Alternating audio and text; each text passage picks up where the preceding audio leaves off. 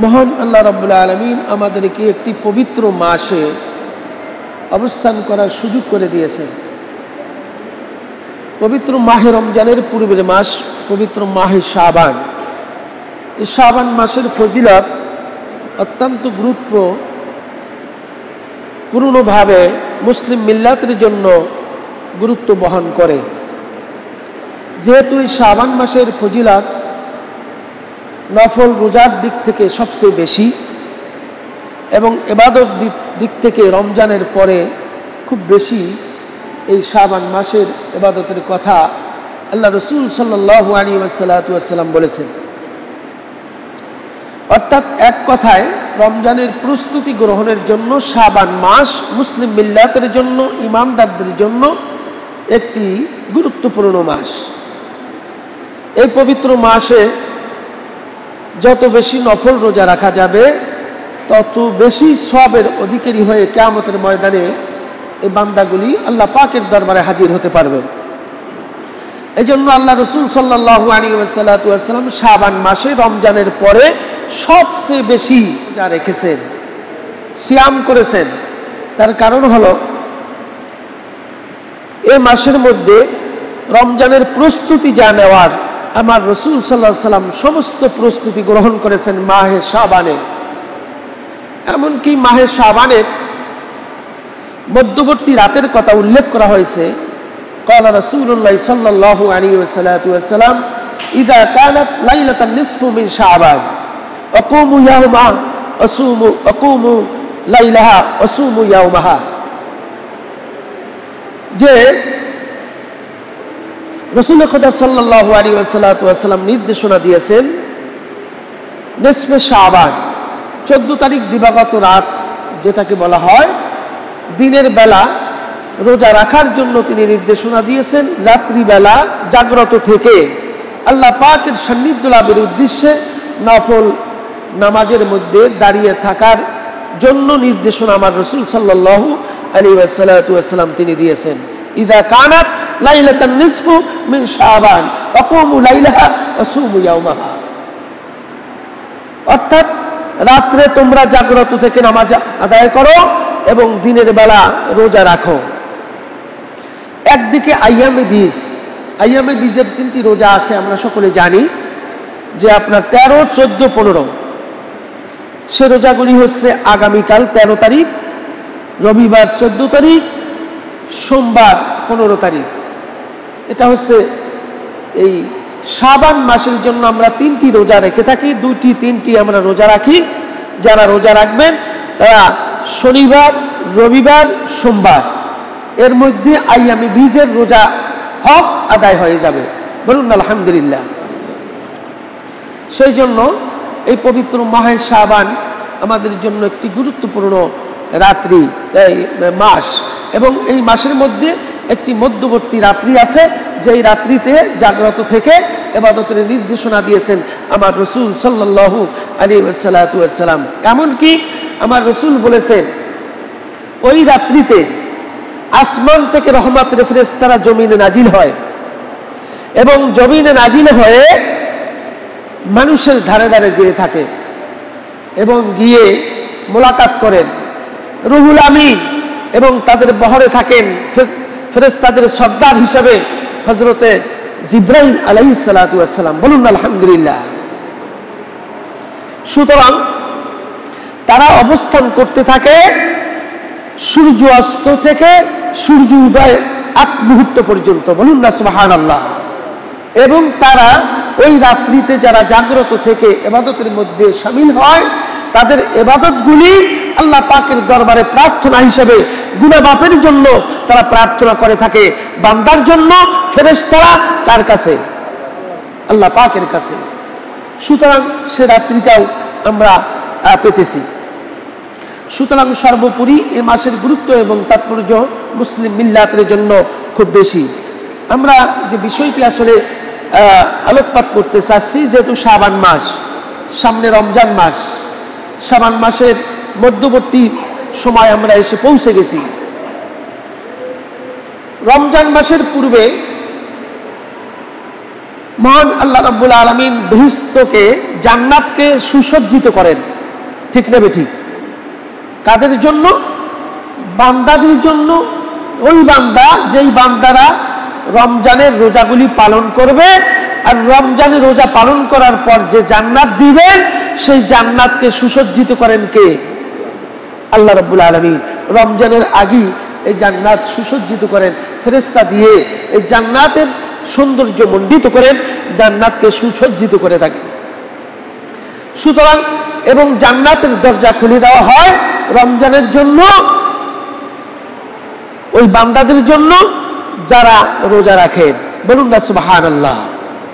অর্থাৎ রমজান মাসে জান্নাত বন্ধ হবে না, জান্নাতের দরজা উন্মুক্ত করে দেওয়া হবে আর জাহান্নামের দরজাকে বন্ধ করে দেওয়া হবে। সুতরাং এই প্রস্তুতি নেওয়ার 8 মুহূর্তের মাস এই মাহে শাবান। এই মাসে আল্লাহ রাব্বুল আলামিন ফেরেশতা দিয়ে তার ঘরকে সুন্দর করতেন, সুসজ্জিত করতেন এবং সুন্দর মণ্ডিত করে বান্দার জন্য, রোজাদারদের জন্য আল্লাহ পাক এই কাজটি করে থাকেন। সুতরাং আমরা বলেছিলাম তারই ধারাবাহিকতা হিসাবে, যেহেতু এই মসজিদগুলি হচ্ছে জান্নাতের ঘর, জান্নাতের মধ্যে এই মসজিদগুলি পৌঁছে যাবে এবং এই মসজিদের মুসল্লিদেরকে নিয়ে জান্নাতের মধ্যে পৌঁছে দেবেন এই মসজিদ। যারা এই মসজিদের সাথে যেই বান্দারা মুআমালাত করেছেন, সম্পর্ক রেখেছেন, আসা যাওয়া করেছেন, মসজিদের খেদমত করেছেন, মসজিদের সাথে ওতপ্রোতভাবে জড়িত ছিলেন, ওই বান্দাদের জন্য কিয়ামত সম্পন্ন হয়ে যাবে, মসজিদ দাঁড়িয়ে থাকবে। বলুন না সুবহানাল্লাহ। দুনিয়াতে কিছু নাই, অট্টালিকা বলেন, পাহাড় পর্বত বলেন, সব একাকার হয়ে গেছে। সব নিমিষেই ইসরাফিলের সিঙ্গার ফুৎকারের কারণে সমস্ত কিছু ধূলিসাৎ হয়ে সব একই মাঠে পরিণত হয়ে যাবে। ওই মাঠের মধ্যে শুধুমাত্র একমাত্র আল্লাহর ঘর, খানায়ে কাবার শাখা, আল মসজিদগুলো দাঁড়িয়ে থাকবে। বলুন না সুবহানাল্লাহ। এই মসজিদগুলো দাঁড়িয়ে থেকে বিদ্যমান হয়ে থাকবে। আল্লাহ পাক প্রশ্ন করবেন যে তোমরা কেন ধ্বংস হচ্ছ না?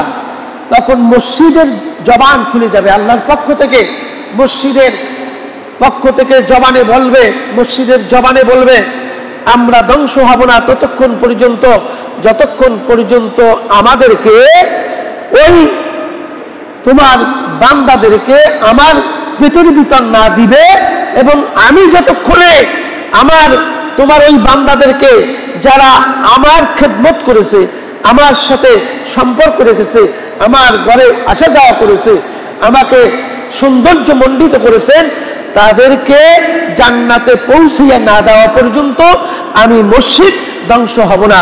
বলুন না সুবহানাল্লাহ। সেই মসজিদ হচ্ছে এটি, এটি খানায়ে কাবার শাখা। অনেক সময় আমরা টাকার অভাবে কাবায় যেতে পারি না, মদিনাতুল মুনাওয়ারায় যেতে পারি না, অর্থের অভাবে, কিন্তু গরিব মানুষের জন্য, অর্থহীন মানুষের জন্য কাবা হচ্ছে এই মসজিদ। বলুন না সুবহানাল্লাহ। এই জন্য বলা হয় খানায়ে কাবার শাখা। এটি খানায়ে কাবার শাখাই হচ্ছে এই আপনার আমার এই মসজিদ। সুতরাং এই মসজিদের সৌন্দর্য মণ্ডিত করা প্রত্যেক মানুষের জন্য কর্তব্য। হযরতে সুলাইমান আলাইহিস সালাম, বাবা আদম থেকে দেখেন এই মসজিদের ইতিহাসটা কত সুন্দর। ইন্না আউওয়ালা বাইতিন উদিয়া লিন-নাস লাল্লাযী বিবাক্কাতা মুবারাকাও ওয়া হুদাল লিল আলামিন। আল্লাহ রাব্বুল আলামিন বললেন মানুষের জন্য সর্বপ্রথম ঘর হচ্ছে এই মসজিদ। বলুন না সুবহানাল্লাহ। অর্থাৎ কাবা হচ্ছে মানুষের জন্য, আদম সৃষ্টি, আদম হচ্ছে মানুষ, আর মানুষ দুনিয়াতে আসার পর সর্বপ্রথম যে ঘরটি হয়েছে সেটা আদমের থাকার ঘর নয়, সেটি হচ্ছে কাবা ঘর। বলুন না সুবহানাল্লাহ। বলেছেন কে?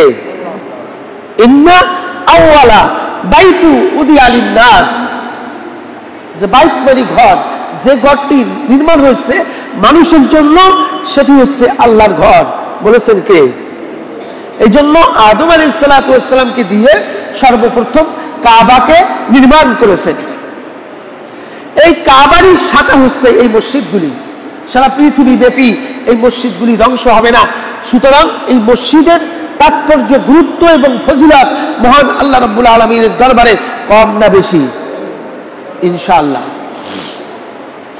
সুতরাং আল্লাহ রাব্বুল আলামিন বিশ্ববাসীর জন্য, মানুষের জন্য সর্বপ্রথম হচ্ছে কাবাঘর বাবা আদম সৃষ্টি করেছেন, তৈরি করেছেন আল্লাহর পক্ষ থেকে, আল্লাহর হুকুমে।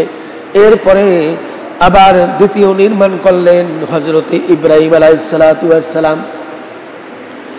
ইব্রাহিম আলাইহিসসালাতু ওয়াসসালাম তার সন্তান ইসমাঈল আলাইহিসসালাতু ওয়াসসালামকে দিয়ে কাবা নির্মাণ করলেন। যেই কাবা আমরা গিয়ে সেখানে তওয়াফ করি, সৌদি আরবে মক্কা নগরীতে কাবা ঘরের চতুর্দিকে আমরা তওয়াফ করে থাকি।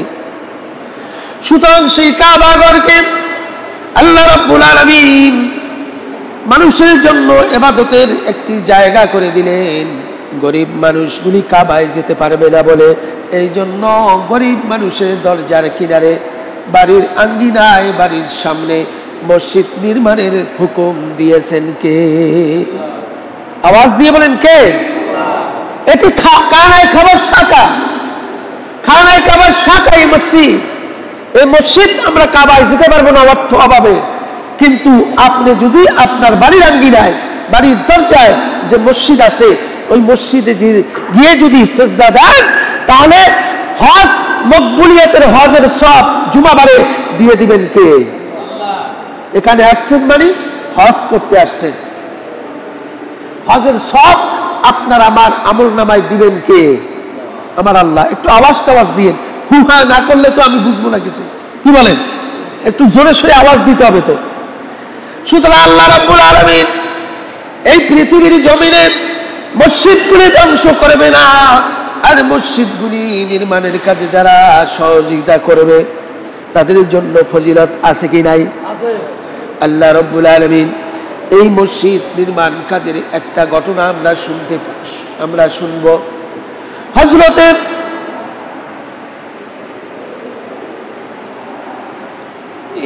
আবু ইউসুফ রাহিমাহুল্লাহ আলাইহিস সালাতু ওয়াস সালামের জমানায় বাদশা ছিলেন। যেই বাদশার জমানায় তার স্বামী স্ত্রীর মধ্যে মনোমালিন্য হলো, কথা কাটাকাটি হলো, তখন এই স্বামী স্ত্রীর মনোমালিন্য এবং কথাকাটির মধ্য দিয়ে তারা রাগ করে ওই বাদশা বলে ফেলল যে তোমার এই দিনের আলো থাকা অবস্থায় আমার বাদশাহীর এই এরিয়া থেকে তুমি বেরিয়ে পড়ো, যদি না বেরিয়ে পড়ো তাহলে তুমি আমার কাছ থেকে 3 তালাক হয়ে যাবে। কয় তালাক হয়ে যাবে? 3 তালাক হয়ে যাবে। বাদশা বলছেন তার স্ত্রীকে, রাগারাগি হয়েছে, মনোমালিন্য হয়েছে, রাগের ঠেলায় বাদশা বলছে আমার রাজ বাদশাহীর এরিয়া থেকে সন্ধ্যার পূর্বেই তোমাকে বেরিয়ে যেতে হবে। তুমি যদি বের হতে না পারো তাহলে তোমার কি হবে? তোমার আমার কাছ থেকে তালাক হয়ে যাবে। এখন বাদশা ইউসুফ রাহিমাহুল্লাহ আলাইহি, আর ইউসুফ রাহিমাহুল্লাহ আলাইহি, আবু ইউসুফ রাহিমাহুল্লাহ আলাইহিস সালাতু ওয়াস সালাম তিনি ছিলেন হযরতে আবু হানিফা রাহিমাহুল্লাহর ছাত্র। বলুন না সুবহানাল্লাহ। ইমামে আবু হানিফা রাহিমাহুল্লাহর ছাত্র হচ্ছে আবু ইউসুফ। এই আবু ইউসুফের জমানার এই ঘটনাটাই বাদশা যখন এই ঘোষণা দিলেন তার স্ত্রীকে, এখন বাদশার এরিয়া থেকে, তখন তো এরকমের যানবাহন ছিল না, রেলে উঠলে ঘন্টার মধ্যে ঢাকা পৌঁছে যাবেন, হ্যাঁ, প্লেনে উঠলে আধা ঘন্টার মধ্যে ঢাকা চলে যাবেন, এরকমের তো বিষয় ছিল না। তখন তো পায়ে হেঁটে অথবা গাদায় ঘোড়ায় অথবা উটের পিষ্টে করে আরোহণ করতে হতো। দেখা গেছে এই সময়কালে রওনা দিলে বাদশার এরিয়া পার হতে সন্ধ্যার আগে কোনো কর্মী পারবে না। এখন কি করবে? বাদশার যখন মাথা ঠান্ডা হলো, সে চিন্তায় পড়ে গেল, হায় রে, আমি তো একটা কথা বলে ফেলছি, কসম খেয়ে ফেলছি, আমার স্ত্রী তালাক হয়ে যাবে, সন্ধ্যার আগে আমার বাদশাহী এরিয়া ছাড়িয়ে না যেতে পারলে আমার স্ত্রী তো তালাক হয়ে যাবে, কি করব? হযরতে আবু ইউসুফ রাহিমাহুল্লাহ আলাইহির দরবারে তিনি চলে গেলেন। বাদশা এবং তার স্ত্রী গিয়ে বললেন, হুজুর আমরা এমন একটি কসম খেয়ে ফেলেছি আমি, যেই কসমের মধ্যে আমার স্ত্রী তালাক হয়ে যাবে। তার কারণ হলো আমি যে সময় কসম খেয়েছি এই সময় থেকে আমার বাদশাহী এরিয়া পার হওয়া সন্ধ্যার আগেই কোনো ক্রমে সম্ভব নয়। সুতরাং সন্ধ্যার আগে যদি আমার স্ত্রী আমার বাদশাহী এরিয়া পার হতে না পারে তাহলে আমি কসম খেয়ে ফেলেছি আমার স্ত্রী 3 তালাক হয়ে যাবে। এখন আমি করব কি? বলুন না সুবহানাল্লাহ। এটা মাসালার ব্যাপার। এই ঘটনাটা থেকে মসজিদে একটা মাসালা আপনারা জানতে পারবেন, গুরুত্বপূর্ণ মাসালা। হযরত আবু ইউসুফ রাহিমাহুল্লাহ আলাইহি তিনি চিন্তা ভাবনা করে দেখলেন বাদশাহীর এরিয়ার মধ্যে আরেকটা এরিয়া আছে যা কোনো এই দুনিয়ার বাদশাহী নয়, যা কোনো দুনিয়া বাদশাহ নয়। বাংলাদেশ সরকারের মধ্যে 55,000 বর্গ মাইল বাংলাদেশের এরিয়া। এটা হচ্ছে বাংলাদেশ সরকারের এরিয়া, ঠিক না বেটি? এই এরিয়ার মধ্যে আরেকটা জায়গা আছে যা কোনো এই বাংলাদেশ সরকারের না। এই জায়গাটা কোথায় বলতে পারে? কোথায়? আলহামদুলিল্লাহ। এই জায়গাটা কোথায়? মসজিদ। বলে সেটা কোথায়, কিভাবে বুঝলেন? এই আবু ইউসুফ রাহিমাহুল্লাহ আলাইহি এই ঘটনা থেকে আপনারা স্পষ্ট বুঝতে পারবেন যে এই জায়গাটা কোনো সরকারের নয়। আবু ইউসুফ রাহিমাহুল্লাহ আলাইহি তিনি বললেন মাসালা আমার কাছে আছে, আপনার স্ত্রী কোনোদিন তালাক হবে না, আপনার এই কথার কারণে তালাক হবে না। আপনার স্ত্রীকে আল্লাহর ঘর মসজিদের মধ্যে এখনই ঢুকিয়ে দেন, এখনই মসজিদের মধ্যে ঢুকিয়ে দেন। সন্ধ্যা হয়ে গেল। সন্ধ্যার পরে আবু ইউসুফ রাহিমাহুল্লাহ আলাইহি বাদশাকে বললেন, বাদশা এখন আপনার সন্ধ্যা হয়ে গেছে, সন্ধ্যার পরে আপনার স্ত্রীকে এই আল্লাহর ঘর মসজিদ থেকে আপনার ঘরে নিয়ে যান। বলুন না সুবহানাল্লাহ। বাদশা বললেন এটা কেমন কথা, আমার তো বুঝে যাবে না। আবু ইউসুফ রাহিমাহুল্লাহ আলাইহি তিনি বললেন দুনিয়ার মানুষের জন্য এই জমিন আল্লাহ পাক দিয়েছেন, এই জমিনের মধ্যে এমন জায়গা নাই যেই জায়গাটি আব্দুর রহিম থেকে আব্দুল করিম, আবার পরক্ষণে আব্দুর রশিদ, আবার কয়েক বছর পর আব্দুল হামিদ এভাবে পরিবর্তন হয়েছে। অর্থাৎ বাপের নাম ছিল মোবারক আলী, ছেলের নাম আব্দুল রাশেদ আলী, ঠিক না ঠিক? মোবারক থেকে রাশেদের নামে এই জমি হয়ে গেছে বিএস খতিয়ানে কি হয়ে গেছে? মোবারক থেকে কি হয়ে গেছে? রাশেদের নামে জমির খতিয়ান হয়ে গেছে। আবার রাশেদ থেকে এই জমিন হয়ে গেছে নজরুল ইসলামের নামে, আবার নজরুল ইসলামের নাম থেকে এই জমিনের নামকরণ হয়ে গেছে সাদ্দাম হোসেনের কাছে, ঠিক না ঠিক? এই জমিন বাবা আদম থেকে শুরু করে এ পর্যন্ত দলিল যাদের হয়েছে, বাপ দাদার দলিল যার নামে ছিল দাদার নামে, তারপর হচ্ছে বাপের নামে, তারপর হচ্ছে আপনার নামে, তারপর হচ্ছে আপনার সন্তানের নামে, ঠিক না ঠিক? কিন্তু এমন একটা জায়গা আছে যেই দলিলের খতিয়ান, যেই দলিলের আপনার কি বলে কাগজপত্র, যেই দলিলের নামকরণ শুধুমাত্র একমাত্র এক চলার জন্যই আছে, কিয়ামত পর্যন্ত থাকবে। সেই জায়গার নাম কি? আওয়াজ দিয়ে বলেন, ঠিক না বেঠিক? এটার কোনো পরিবর্তন আছে? সুতরাং আবু ইউসুফ রাহিমাহুল্লাহ আলাইহি তিনি বললেন যে আপনার এরিয়ার বাইরে সে চলে গেছিল, যেহেতু এই এরিয়াটা আপনার নয়, এটি হচ্ছে আল্লাহ পাকের এরিয়া। কোন এরিয়া? এই মসজিদ কার এরিয়া? আল্লাহ পাকের এরিয়া। এটা কোনো মানুষের নামের এরিয়া নয়, মানুষের জায়গার খতিয়ানের এরিয়া নয়, দলিলের এরিয়া নয়, কাগজপত্রের এরিয়া নয়, বরং এই ঘর হচ্ছে আল্লাহ পাকের এরিয়া। সুতরাং আপনার স্ত্রীকে আল্লাহর ঘরের মধ্যে আপনার বাদশাহী ছেড়ে আল্লাহর ঘরের এরিয়ার মধ্যে ঢুকিয়ে দিয়েছি। সন্ধ্যা হওয়ার পর আপনার স্ত্রীকে এখন নিয়ে যেতে পারেন, যেহেতু আপনার এরিয়া থেকে এখন আপনার বের হলেই আপনার স্ত্রী শুদ্ধ থাকবে, পবিত্র থাকবে, তালাক হবে না। বলুন না সুবহানাল্লাহ। বুঝে আসছে? এই ঘর কার? এই ঘরটি কার? আল্লাহ পাকের। সুতরাং আল্লাহ রাব্বুল আলামিন আল্লাহর ঘরে এই মসজিদের নির্মাণ এমন একটি ফজিলতের কথা আল্লাহ রাব্বুল আলামিন তার প্রিয় হাবিব এবং সাহাবা কিরাম আজমাইনরা, তাবেঈনরা, উলামায়ে হযরতরা এই ঘরের ফজিলতের বয়ান করেছেন। আমরা যদি দেখি এই ঘরের কেমন ফজিলত, তাহলে বুঝতে পারবো এই ঘরের ফজিলত কেমন। আমার রাসূল যখন আল্লাহর ঘরে ঢুকতেন, মসজিদে নববীতে যখন আমার রাসূল নামাজ পড়তে ঢুকতেন, তখন তিনি সুগন্ধি মসজিদের দেয়ালের সাথে, খাম্বার সাথে সুগন্ধি মেখে দিতেন। তার কারণ হলো এই মসজিদ হচ্ছে আল্লাহর ঘর, আল্লাহর ঘরের মধ্যে সুগন্ধি দেওয়া আমার রাসূলের সুন্নাত। বলুন না সুবহানাল্লাহ। এই জন্য জুমাবারে আমরা যখন আসি সুগন্ধি মেখে আমরা মসজিদে আসব। মসজিদ দুর্গন্ধময় থাকবে না, মসজিদ হবে সুগন্ধময়। ঠিক না বেটি? এটি আল্লাহ রাসূলের সুন্নাত, মসজিদের আদব। আপনি মসজিদে ঢুকবেন, আপনি ওযু সহকারে ঢুকবেন। মসজিদে ঢুকবেন, আপনি আল্লাহুম্মা ইফতাহলি আবওয়াবা রাহমাতিক, কি দোয়া পড়ছেন? আল্লাহুম্মা ইফতাহলি, মসজিদের সামনে লেখা আছে আল্লাহুম্মা ইফতাহলি আবওয়াবা রাহমাতিক। এটার অর্থ আমরা জানি। হে আল্লাহ, এই ঘরের ভিতরে আমি ঢুকতেছি, তুমি এই ঘরের মধ্যে এই আবওয়াব মানে এই দরজার মধ্যে আমি ঢুকতেছি, এই দরজার মধ্যে আমাকে রহমত দান করুন। বলুন না সুবহানাল্লাহ। আবওয়াবা রাহমাতিক, আবওয়াব মানে দরজা, অর্থাৎ এই ঘরের মধ্যে যে রহমত আছে সেই রহমত তুমি আমাকে দান করো। আল্লাহুম্মা ইফতাহলি আবওয়াবা রাহমাতিক। যাওয়ার সময় আমরা কি বলি? আল্লাহুম্মা ইন্নী আসআলুকা মিন ফাদলিক। এখন মসজিদ থেকে, রহমত থেকে আমরা বের হয়ে যাচ্ছি দুনিয়ার কাজের জন্য। এই জন্য আমরা ফাদলিক, ফজিলত চাচ্ছি, দুনিয়ার রিজিক চাচ্ছি। আল্লাহুম্মা ইন্নী আসআলুকা মিন ফাদলিক। হে আল্লাহ, তুমি আমাকে নিশ্চয়ই দুনিয়ার ফজিলত, দুনিয়ার ফদল তুমি আমাকে দান করো। বলুন না সুবহানাল্লাহ। সুতরাং এই ঘর হচ্ছে আল্লাহ পাকের ঘর।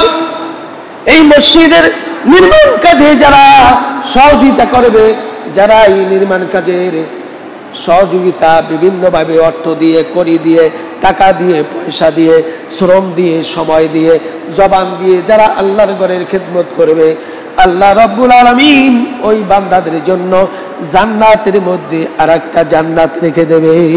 বলুন না সুবহানাল্লাহ। জান্নাতের মধ্যে আরেকটা ঘর করে দিবেন যারা আল্লাহর ঘরের খেদমত করবেন। হযরতে হারুনুর রশিদ, হারুনুর রশিদ একজন বুজুর্গ বাদশা ছিলেন। বুজুর্গ বাদশা ছিলেন। এই হারুনুর রশিদ জমানার আমলে একটি ঘটনা শুনি। বাদশা হারুনুর রশিদ তিনি একটা মসজিদ নির্মাণ করলেন।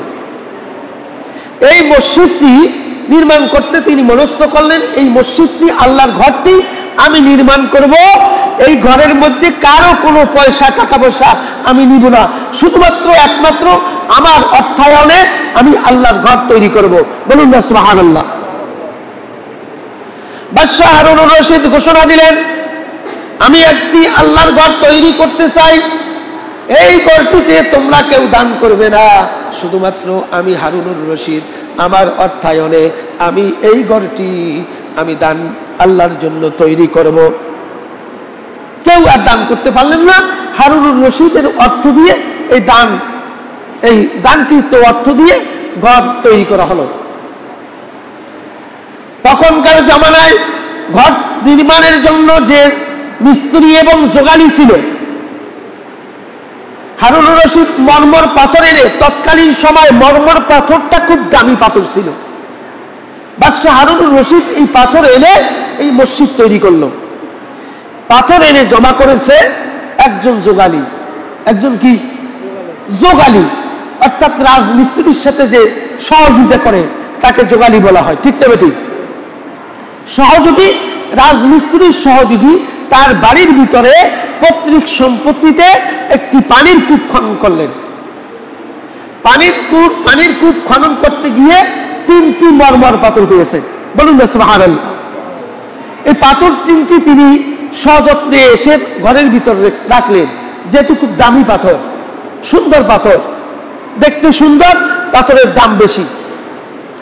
তিনি রেখে ওখানে ঘরে রাখলেন।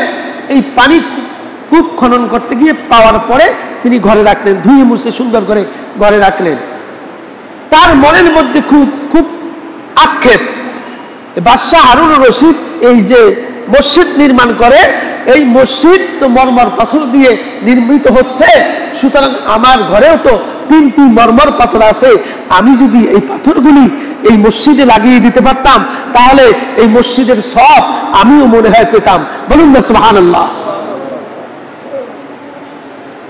বাদশাহ হারুন রশিদের এই জোগালি মসজিদ নির্মাণের জন্য, এই জোগালি মনের ভিতরাকাঙ্ক্ষা, এবং রাত্রি অন্ধকারে তিনি বাড়িতে চলে গেলেন। বাড়ির থেকে এই মরমর পাথর 3টি আনলেন, এনে বাদশাহ হারুন রশিদের ওই পাথরের স্তূপের মধ্যে রেখে দিলেন। পাথরের স্তূপের মধ্যে তার 3টি পাথর রেখে দিলেন, এবং রেখে দিয়ে তিনি বললেন, হে আল্লাহ, বাদশাহ হারুন রশিদের এই তোমার ঘর নির্মাণের জন্য সমস্ত অর্থ ব্যয় করলো, আমি কিছুই করতে পারলাম না, যেহেতু কোনো নির্দেশ নেই, এই জন্য আমি গোপনে তোমার ঘরের এই নির্মাণ কাজে আমি আমার 3টি মরমর পাথর রাখা আমার তোমার ঘরের জন্য আমি সাদাকা করে দিলাম। বলুন না সুবহানাল্লাহ।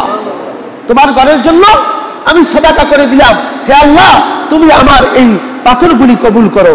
বলুন না সুবহানাল্লাহ। বাদশাহ হারুন রশিদ মসজিদ নির্মাণ কাজ সম্পন্ন হয়ে গেল। মসজিদের ভিতরে নামাজ আদায় করেন বাদশাহ হারুন রশিদ, খুব খুশি। তার অর্থায়নে এই মসজিদ নির্মাণ হয়েছে, মুসল্লিরা আসে এবং নামাজ আদায় করে, তার জন্য খুব দেখতে বাদশাহ হারুনের কাছে খুব ভালো লাগে। বাদশাহ হারুন রশিদ এক রাত্রে তিনি ঘুমিয়ে পড়লেন। এই আওয়াজ কি কম নাকি নাকি গলা ধরে? বাদশাহ হারুন রশিদ তিনি দেখলেন যে রাত্রিবেলা তিনি ঘুমিয়ে পড়লেন। এই রাত্রিবেলা ঘুমিয়ে পড়ার পরে তিনি দেখতে পেলেন স্বপ্নের ভিতরে একদল ফেরেশতা এসে বাদশাহ হারুন রশিদকে বলল, উঠুন। বলুন না সুবহানাল্লাহ। বাদশাহ হারুন রশিদ কি বললেন?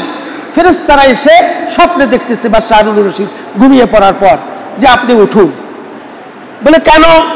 বলে আপনি উঠবেন এই জন্য, আপনার জন্য আল্লাহ রাব্বুল আলামিন জান্নাতের মধ্যে একটা ঘর নির্মাণ করেছেন। যেহেতু দুনিয়ার জমিনের মধ্যে আপনি যে আল্লাহর ঘর তৈরি করেছেন, আল্লাহর ঘর যে দুনিয়াতে আপনি তৈরি করেছেন, এই তৈরি করার ঘরের কারণে আপনাকে জান্নাতের মধ্যে আল্লাহ পাক একটা জান্নাতের ঘর তৈরি করে দিয়েছে। চলুন আমাদের সাথে ওই জান্নাতের ঘরটা দেখার জন্য। বলুন না সুবহানাল্লাহ। বাদশাহ হারুন রশিদ খুব খুশি, স্বপ্নের মধ্যে খুব খুশি।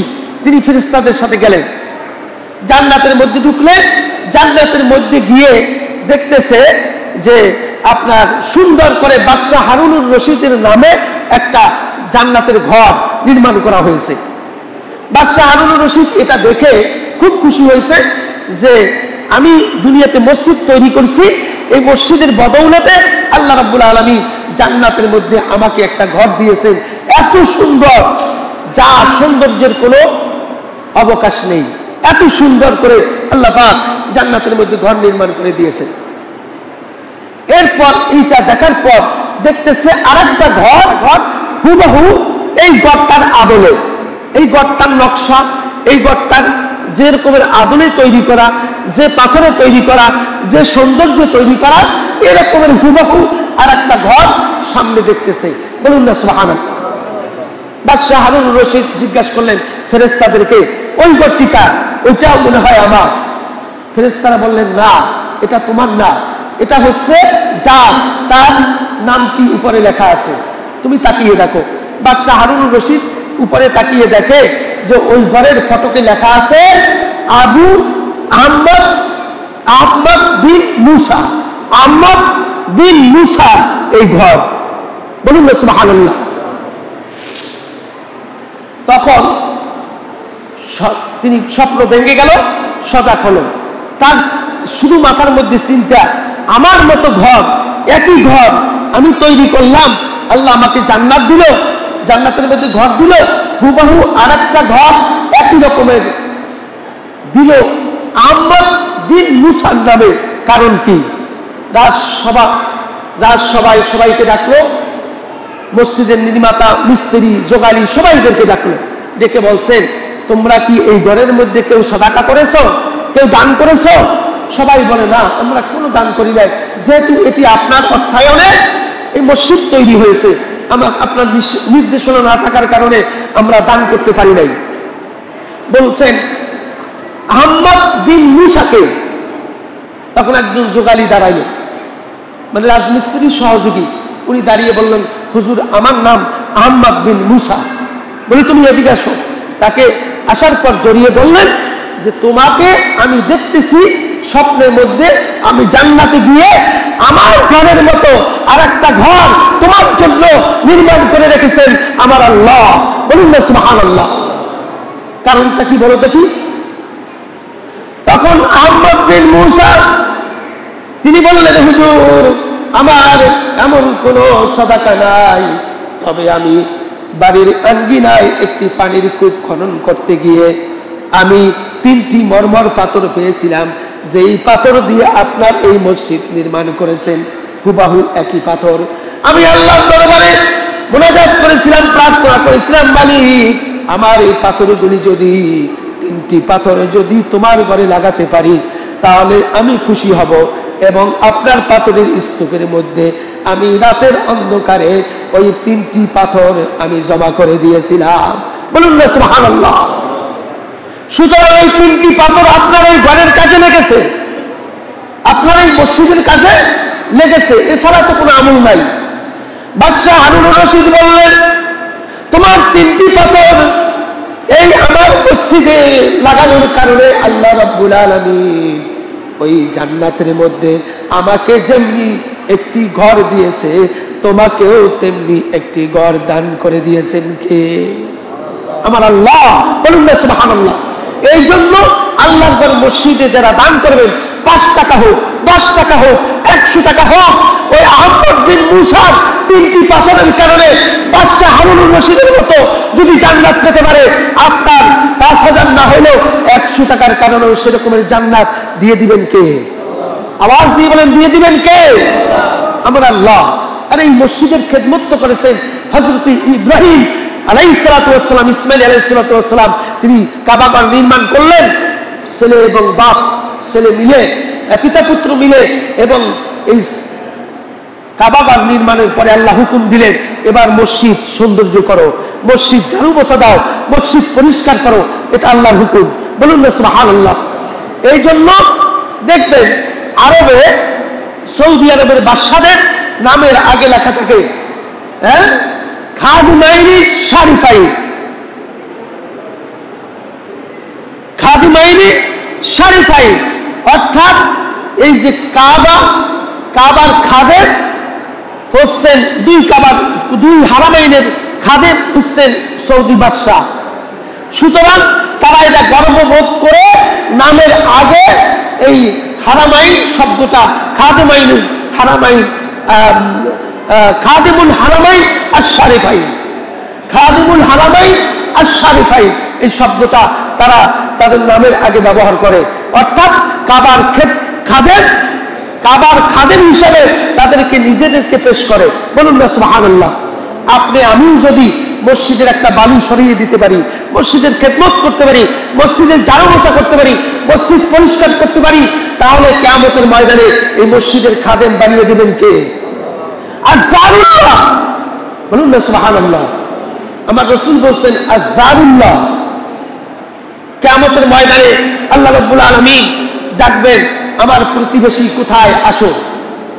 তখন ফেরেশতারা বলবেন, আপনার আবার প্রতিবেশী কারা? তখন বলবেন, আমার প্রতিবেশী হচ্ছে ওই ব্যক্তিরা, যেই ব্যক্তিরা দুনিয়াতে আমার ঘর মসজিদের খেদমত করেছে, এরাই আমার প্রতিবেশী। বলুন না সুবহানাল্লাহ। সুতরাং এই মসজিদের খেদমতের জন্য আমাদের এই মসজিদের যে কাজ হচ্ছে, বিভিন্ন আপনার পুনর্নির্মাণের কাজ হচ্ছে, বিভিন্ন কি বলে এটাকে, সৌন্দর্যের কাজ হয়েছে, রংকালি করা হয়েছে, মসজিদের কিন্তু অবশিষ্ট কাজ বাকি ছিল সেগুলো পূরণ করা হচ্ছে। আপনার জন্য, আমার জন্য মসজিদ কমিটি এই উদ্যোগ নিয়ে এই কাজটি সম্পন্ন করেছেন, যাতে করে রমজানের আগে আল্লাহ যেভাবে জান্নাত সৌন্দর্য করেন, তেমনি আল্লাহর ঘরও দুনিয়াতে রমজানের আগে শাবানে আমরা সৌন্দর্য করে ফেলতে পারি।